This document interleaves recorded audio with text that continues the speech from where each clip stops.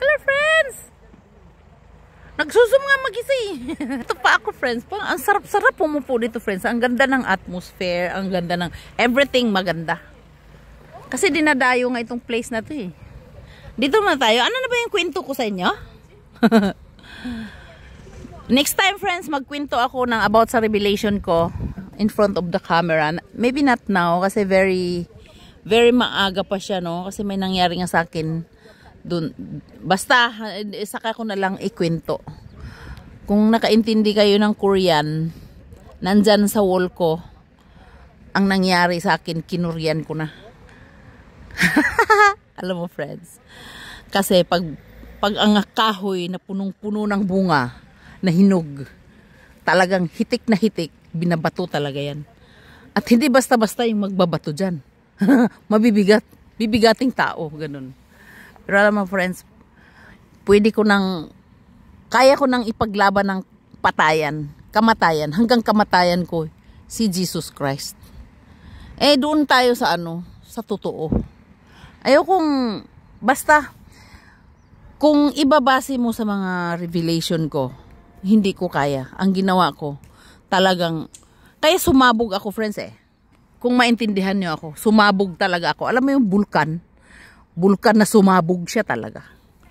Kasi punong-puno na ako eh. Lumapit ako sa lahat ng leaders dyan sa kabila. Kahit yung, kung nakikinig kayo, Tagalog to, hindi ko i-Englishin pa. Saka na lang.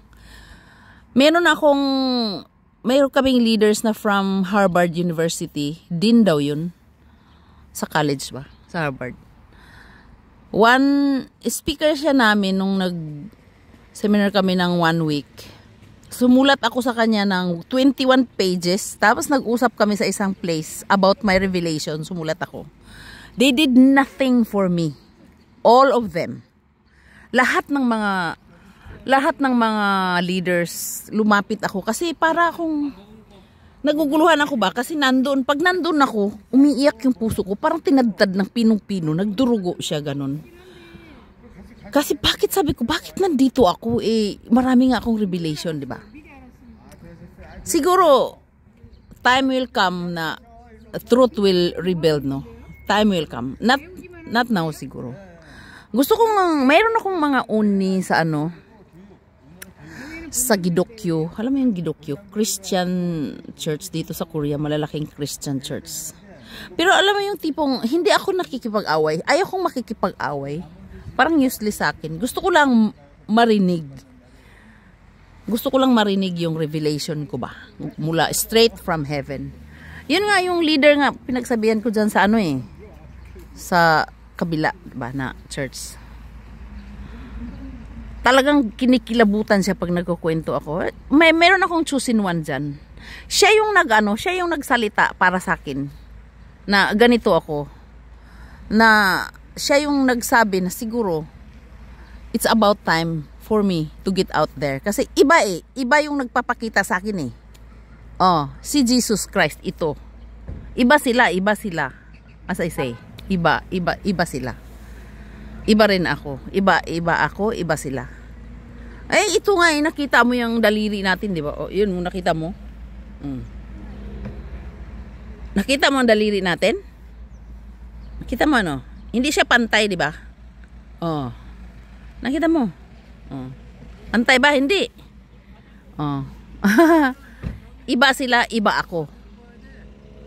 Kaya siguro, time will come pag gumawa na ako ng video. Pag lumabas na ako sa TV. Lumabas sa TV. Doon ko i-reveal ang lahat. Siguro. Pero, hindi siguro lahat kasi hindi nyo kaya eh.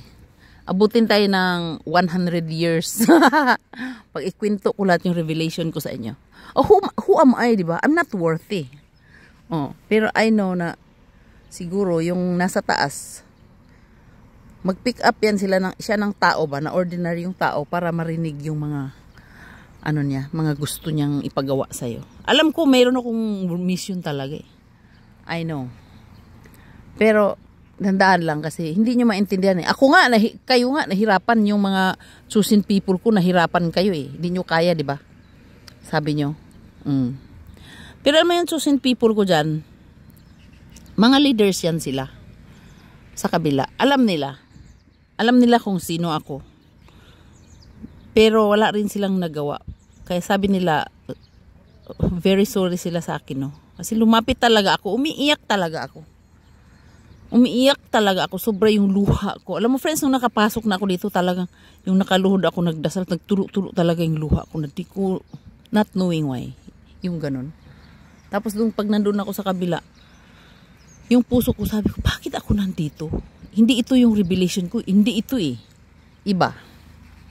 Kasi dito ako pinalaki ng nanay ko, mga lula-lulo ko, yung mga grandpa ko, napaka-devoted nila. Kahit nga walang electric dati sa amin sa Mindanao.